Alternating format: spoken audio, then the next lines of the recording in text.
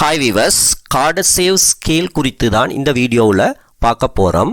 1964 நிக்கோலாய் கார்டசேவ் என்பவரினால் முன்வைக்கப்பட்ட ஒரு புதுவிதமான வானவியல் கொள்கை தான் இந்த கார்டசேவ் ஸ்கேல் என்பது. இதன்படி இவர் 3 விதமான சிவிலைசேஷன்களை அடையாளம் கண்டுள்ளார். இந்த சிவிலைசேஷன்களை இவர் அடையாளம் கண்டது எவ்வாறெனில், அந்த சிவிலைசேஷன்கள் எனப்படும் நாகரிகங்கள் வாழும் உலகில் அவை எவ்வளவு தூரம் அந்த தனது பிளானட்டில் காணப்படும் சக்திகளை, அதாவது எனர்ஜிகளை யூஸ் பண்ணுகின்றன என்பதை பொறுத்துதான் அவர் இந்த சிவிலைசேஷன்களை டைப் 1, டைப் 2, டைப் 3 என்று இனம் கண்டார். பின்னர் இது டைப் 5 வரை அடையாளம் காணப்பட்டது. முதலில் நாம் டைப் 1 சிவிலைசேஷன் என்றால் என்ன என்று பார்ப்போம். இது பிளானட்டரி சிவிலைசேஷன் என்றும் அழைக்கப்படும். அதாவது ஒரு பிளானட்டில், ஒரு கிரகத்தில் வாழும் எம்மை போன்ற மனிதர்கள் போன்ற ஏதோ ஒரு சிவிலைசேஷன் அந்த பிளானட்டில் கிடைக்கப்பெறும் அனைத்து விதமான சக்திகளையும் தாம் நினைத்தவாறு எந்த ஒரு வரையறையும் இல்லாமல் பாவிக்க முடிந்தால் அதுதான் டைப் 1 சிவிலைசேஷன் ஆகும். அதாவது மீளுருவாக்கத்தக்க சக்திகள், இதில் காற்று சக்தி, சூரிய சக்தி போன்றவை அடங்கும். மற்றும் மீள் உருவாக்க முடியாத சக்திகள், இதில் பெட்ரோலியத்தினால் உருவாகும் சக்திகள் அடங்கும். இந்த அனைத்து வித சக்திகளையும் எந்த வரையறையும் இன்றி ஒரு சிவிலைசேஷனினால் யூஸ் பண்ண முடிந்தால் அதுதான் டைப் 1 சிவிலைசேஷன். அவ்வாறு யூஸ் பண்ண வேண்டும் என்றால் சுமார் 1,1610 வோட்ஸ் அளவான சக்தியை அவை யூஸ் பண்ணும் சிவிலைசேஷன்களாக இருக்க வேண்டும் என்று கார்டசேவ் கூறுகின்றார். இதன்படி எமது பூமியில் வாழும் நாம் இதுவரை, அதாவது இந்த 2024 வரை டைப் 1 சிவிலைசேஷனாக கூட இல்லை. அதாவது நாம் பிளானட்டரி சிவிலைசேஷனாக கூட இன்னும் மாறவில்லை. ஏனென்றால் எம்மால் எமது பூமியில் உள்ள அனைத்து சக்திகளையும் எந்த வரையறையும் இன்றி பயன்படுத்த முடியாது. பல வரையறைகள் உண்டு, பல தடைகள் உண்டு. ஆகவே நாம் இப்பொழுது டைப் 1 சிவிலைசேஷனை நெருங்கிக் கொண்டிருக்கின்றோம். இப்பொழுது நாம் இருப்பது 0.73 அளவிலான சிவிலைசேஷன் என்று கூறுகின்றனர் விஞ்ஞானிகள். எனவே இன்னும் சிறிது காலத்தில், சுமார் 100 to 200 ஆண்டுகளில் நாம் பூமியில் வாழும் மனிதர்களாகிய நாம் டைப் 1 சிவிலைசேஷனாக மாறுவோம் என்று எதிர்பார்க்கப்படுகின்றது. இப்பொழுது நாம் பார்ப்போம் டைப் 2 சிவிலைசேஷன் என்றால் என்னவென்று. இதற்கு ஸ்டெல்லர் சிவிலைசேஷன் என்று கூறப்படும்.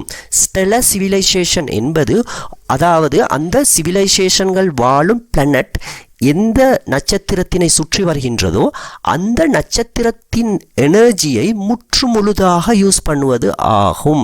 உதாரணமாக எமது பூமி சுற்றி வருவது எமது சூரியனை. எம்மால் எமது சூரிய சக்தியை, சூரியனில் இருந்து அனைத்து சக்திகளையும் எடுத்து யூஸ் பண்ண முடிந்தால் நாம் டைப் 1, டைப் 2 சிவிலைசேஷனாக மாறுவோம். ஆனால் இது இப்போதைக்கு சாத்தியமே அல்ல. சூரியனது, அதாவது டைசன் ஸ்பியர் என்ற ஒரு ஹைப்போதெட்டிக்கலான ஒரு ஸ்ட்ரக்சர் ஒன்று இப்பொழுது விஞ்ஞானிகளால் பிரஸ்தாபிக்கப்பட்டுள்ளது. இதன்படி சூரியனில் இருந்து நேரடியாகவே அதன் அணு சக்தியினை பயன்படுத்த, நியூக்ளியர் ரியாக்ஷன் சக்தியை பயன்படுத்தும் திட்டங்கள் பிரஸ்தாபிக்கப்பட்டுள்ளன. ஆனால் இன்னும் பல ஆயிரம் ஆண்டுகள் செல்லும் நாம் டைப் 2 சிவிலைசேஷனாக மாற.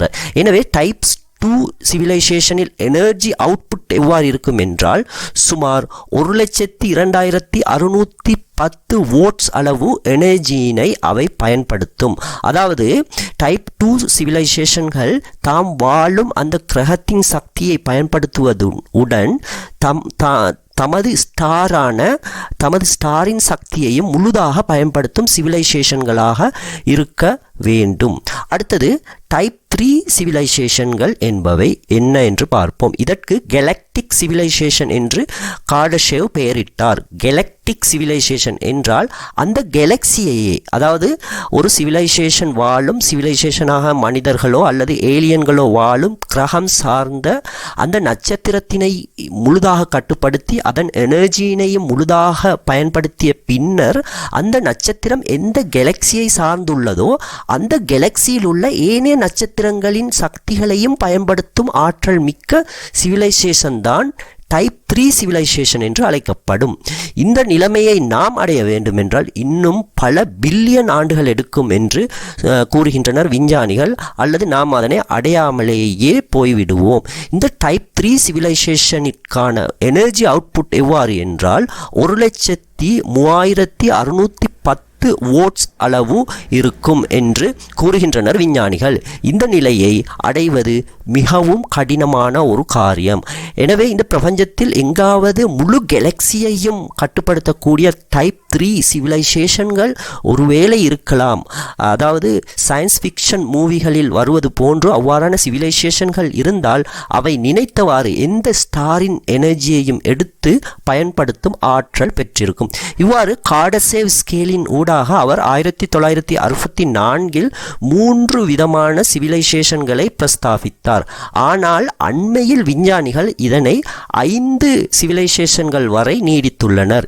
இதில் 4வது சிவிலைசேஷனிற்கு அவர்கள் யூனிவர்சல் சிவிலைசேஷன் என்று பெயரிட்டுள்ளனர். அதாவது யூனிவர்சல் சிவிலைசேஷன் என்றால் இந்த காடசேவ் கூறியது தனது கேலக்சியை முற்றுமுழுதாக கட்டுப்படுத்துவது 3வது சிவிலைசேஷன் என்று.